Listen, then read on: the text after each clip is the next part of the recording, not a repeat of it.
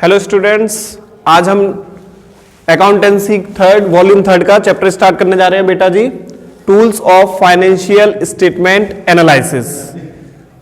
आपने financial statement analyse पढ़े होंगे अभी। एक कंपनी को अपने फाइनेंशियल स्टेटमेंट में 3 चीजें प्रिपेयर करनी पड़ती हैं, आपको पता होगा। Number 1 balance sheet, number 2 statement of P&L,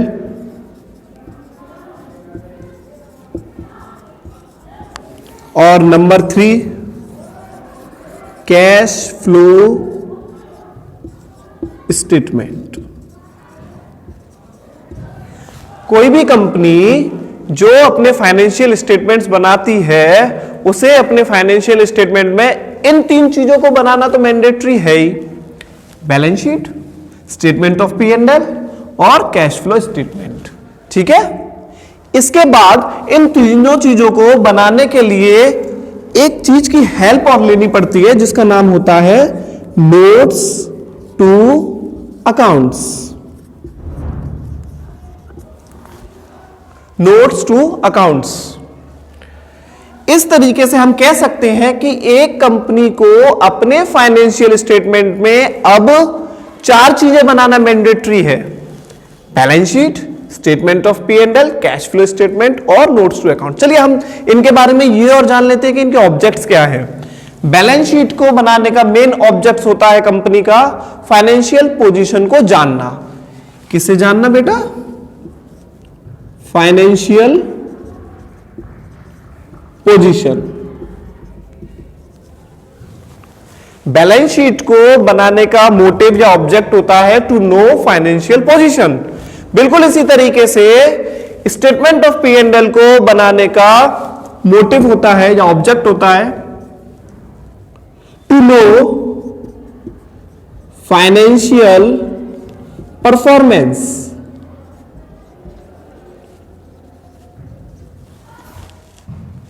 balance sheet का मोटिव पता लगा, to know financial position. Statement of P&L क्यों बनाती है? To know financial performance. Cash flow statement to know inflow और आउटफ्लो ऑफ कैश। और नोट्स टू अकाउंट्स बनाने का कोई मोटिव नहीं है, वो तो केवल इन तीनों चीजों को बनाने में हेल्प करता है। इन तीनों चीजों को प्रिपेयर करने के लिए इसकी हेल्प लेनी पड़ती है। ये नोट्स टू अकाउंट्स है। अच्छा जी, एक बात और समझ लेते हैं। बैलेंस शीट का दूसरा नाम क्या है? बैलेंस शीट को, क्योंकि ये फाइनेंशियल पोजीशन बताता है, इसीलिए बैलेंस शीट को पोजीशन स्टेटमेंट भी बोलते हैं। दूसरा नाम याद रखेंगे, बैलेंस शीट को क्या बोलते हैं? Position statement. बिल्कुल इसी तरीके से स्टेटमेंट ऑफ P&L को इनकम स्टेटमेंट बोलते हैं। इतना क्लियर? इसके बाद अब जब कंपनी को अपने फाइनेंशियल स्टेटमेंट जो बना लेती है, balance sheet, statement of P&L, cash flow statement और नोट्स टू अकाउंट्स, तो जब कंपनी अपने फाइनेंशियल स्टेटमेंट को बना लेती है तो उसके बाद कंपनी क्या करती है? अपने फाइनेंशियल स्टेटमेंट को एनालाइज करती है। अपने फाइनेंशियल स्टेटमेंट को एनालाइज करती है। अब आप कहेंगे एनालाइज क्या होता है?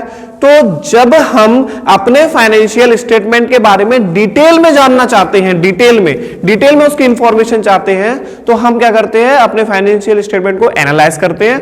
और एनालाइज करने के कुछ टूल्स हैं।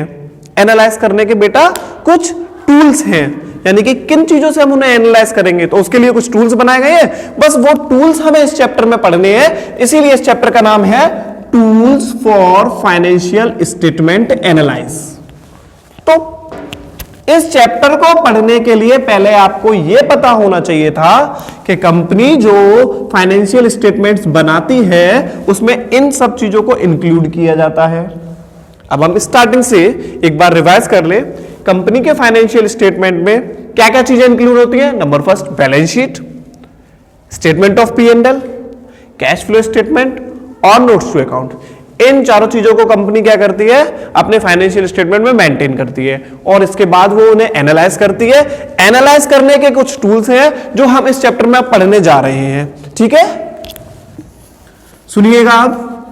फाइनेंशियल स्टेटमेंट को एनालाइज करने के टूल्स जो है वो कौन कौन से हैं?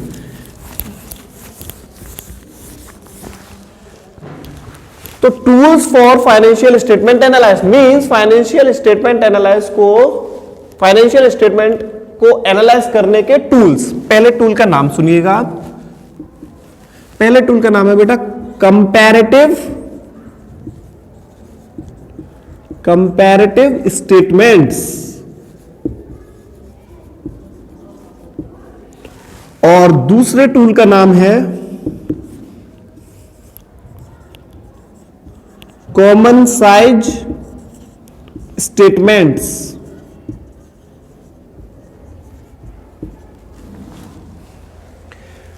पहला टूल कंपैरेटिव स्टेटमेंट और दूसरा टूल कॉमन साइज स्टेटमेंट। अब एक बार ये जानते हैं कि ये दोनों है क्या। इससे पहले कंपनी अपने फाइनेंशियल स्टेटमेंट को एनालाइज करने के लिए कुछ टूल्स का यूज करती है। उन टूल्स को किस नाम से जानते हैं? तो एक टूल है कंपैरेटिव स्टेटमेंट, दूसरा टाइप का टूल है कॉमन साइज स्टेटमेंट। अब एक एक करके पढ़ेंगे। तो कंपैरेटिव स्टेटमेंट क्या होता है, पहले इसकी बात करते हैं। कंपैरेटिव स्टेटमेंट क्या होता है या कंपनी कंपैरेटिव स्टेटमेंट क्यों बनाती है? तो सिंपल सी बात है, इसके नाम से भी हमें पता लग रहा है। कंपैरेटिव का मतलब कंपैरिजन है ना, कंपैरिजन इट मींस कंपैरेटिव। तो जब कंपनी अपने फाइनेंशियल स्टेटमेंट को कंपेयर करती है, तो कंपेयर करने के लिए जिन टूल्स का यूज करेगी उसे बोल देंगे कंपैरेटिव स्टेटमेंट। बताइए क्लियर? एक बार फिर से, जब कंपनी अपने फाइनेंशियल स्टेटमेंट्स को कंपेयर करने के पर्पज से जिस टूल को यूज करेगी उसे बोल देंगे हम कंपैरेटिव स्टेटमेंट। क्लियर ना? और कंपैरेटिव स्टेटमेंट क्लियर? एक बार फिर से लास्ट टाइम, जब कंपनी अपने फाइनेंशियल स्टेटमेंट को कंपेयर करने के पर्पज से जिस टूल को यूज में लाएगी उसे बोलेंगे कंपैरेटिव स्टेटमेंट। इतनी बात क्लियर? क्लियर। अब हम आते हैं बेटा जी नेक्स्ट टूल पर। इसका ऑब्जेक्ट क्लियर हो गया? कंपैरिजन करने के पर्पज से जो टूल यूज में लाया जाएगा कंपैरेटिव स्टेटमेंट। अब हम आते हैं अपने नेक्स्ट टूल पर जिसका नाम है कॉमन साइज स्टेटमेंट। यह क्या होता है? यहां पर आपको कॉमन साइज स्टेटमेंट का मोटिव जानना है, कंपनी क्यों बनाती है कॉमन साइज स्टेटमेंट। तो जब कंपनी अपने फाइनेंशियल स्टेटमेंट के डेटा को परसेंटेज फॉर्म में शो करती है, किसमें शो करती है? परसेंटेज फॉर्म में शो करती है। तो उस टाइम पर वो जिस टूल का यूज करेगी उसे बोलेंगे हम लोग कॉमन साइज स्टेटमेंट। फिर से जान लीजिए, जब कंपनी अपने फाइनेंशियल डेटा को परसेंटेज फॉर्म में शो करती है, तो उस टाइम जिस टूल का यूज करेगी कंपनी उसे बोलेंगे कॉमन साइज स्टेटमेंट। इतनी बात क्लियर? अच्छा जी। अब कंपनी के फाइनेंशियल स्टेटमेंट में जब कंपनी कंपेयर करने जाएगी, चलिए हम कंपैरेटिव की बात कर लें। तो जब कंपनी कंपेयर करने जाएगी तो एक तो वो बैलेंस शीट में कंपेयर करेगी। किसमें कंपेयर करेगी? बैलेंस शीट में। तो जब कंपनी अपने बैलेंस शीट के आइटम्स में कंपेयर करेगी तो उसे बोल देंगे कंपैरेटिव बैलेंस शीट। क्लियर? अरे भाई, कंपैरेटिव स्टेटमेंट में वो अपने फाइनेंशियल डेटा को कंपेयर करेगी। अब जब वो बैलेंस शीट के आइटम्स को कंपेयर करेगी तो कंपैरेटिव बैलेंस शीट बनाएगी। और जब statement of P and L के आइटम्स को कंपेयर करेगी, statement of P and L के आइटम को कंपेयर करेगी, तब जिस टूल को यूज करेगी उसे बोलेंगे comparative statement of P and L. अब बताइए, इतनी बात क्लियर? अब हम इसे यहां से हटा देते हैं और कॉमन साइज को बाद में डिस्कस कर लेंगे। हम बात करते हैं सिर्फ कंपैरेटिव स्टेटमेंट की। कंपैरेटिव स्टेटमेंट में दो टाइप के स्टेटमेंट हमें पढ़ने हैं। एक होता है कंपैरेटिव बैलेंस शीट मींस, और एक होता है comparative statement of P and L. एक होता है कंपैरेटिव बैलेंस शीट और एक होता है comparative statement of P and L. तो जब कंपनी अपनी बैलेंस शीट के आइटम्स को अपनी प्रीवियस ईयर की बैलेंस शीट के आइटम से कंपेयर करेगी तो उस टाइम जो टूल्स यूज में लाया जाएगा उसे बोल देंगे कंपैरेटिव बैलेंस शीट। और जब कंपनी अपने statement of P and L के आइटम को, करंट ईयर के statement of P and L के आइटम को प्रीवियस ईयर के statement of P and L से कंपेयर करेगी, तब वो जिस टूल को यूज में लाएगी तब उसे बोलेंगे comparative statement of P and L. ये दोनों बातें क्लियर कब बनाए जाते हैं? गुड। अब इसके बाद इन्हें हटाने के बाद अब दो टाइप का कंपैरिजन होता है। दो टाइप का कंपैरिजन होगा। पहला एक होता है इंट्रा फर्म कंपैरिजन और दूसरा होता है इंटर फर्म कंपैरिजन। जानते हैं कि दोनों कैसे कंपैरिजन है। एक intra firm comparison, intra firm comparison, और एक inter firm comparison. Inter firm comparison means एक कंपनी है एबीसी लिमिटेड। ये कंपनी है जो अपनी बैलेंस शीट है इसकी 2020 की, 2020 की बैलेंस शीट को कंपेयर कर रही है 2019 की बैलेंस शीट से। एबीसी लिमिटेड एक कंपनी, एबीसी लिमिटेड एक कंपनी जो 2020 की बैलेंस शीट को कंपेयर कर रही है 2019 की बैलेंस शीट की। तो ऐसे कंपैरिजन को बोलते हैं इंट्रा फर्म कंपैरिजन। मतलब जहां पर एक ही फर्म इन्वॉल्व होती है या एक ही फर्म के फाइनेंशियल, एक ही फर्म की बैलेंस शीट में कंपैरिजन किया जाता है। एक ही फर्म की, देखिए फर्म एक ही है, एबीसी लिमिटेड फर्म एक ही है, लेकिन बैलेंस शीट उसकी 2 ईयर्स की है। तो जब एक ही कंपनी अपनी एक ईयर की बैलेंस शीट को दूसरी ईयर की बैलेंस शीट से कंपेयर करेगी तो ऐसे कंपैरिजन को बोला जाता है इंट्रा फर्म कंपैरिजन। ठीक है।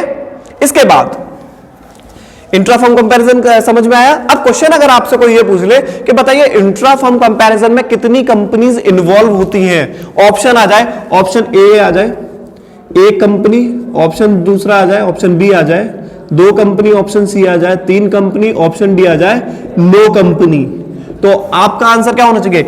इंट्रा फर्म कंपैरिजन में कितनी कंपनी इन्वॉल्व होती है? तो आपका आंसर होना चाहिए सर 1, 1।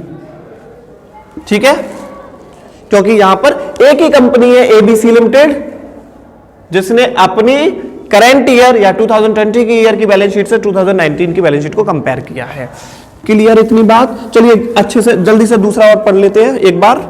Inter firm comparison. अब इंटर फर्म कंपैरिजन क्या होता है? अब मानिए एबीसी लिमिटेड कंपनी है, एबीसी लिमिटेड एक कंपनी है, यहां पर दूसरी कंपनी है XYZ लिमिटेड।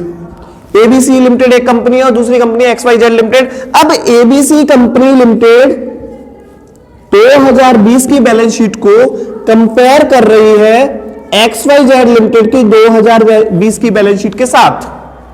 तो अब देखिएगा, जहां पर 2 अलग अलग कंपनी की बैलेंस शीट में कंपैरिजन होगा, इसे कंपैरिजन को बोलेंगे इंटर फर्म कंपैरिजन।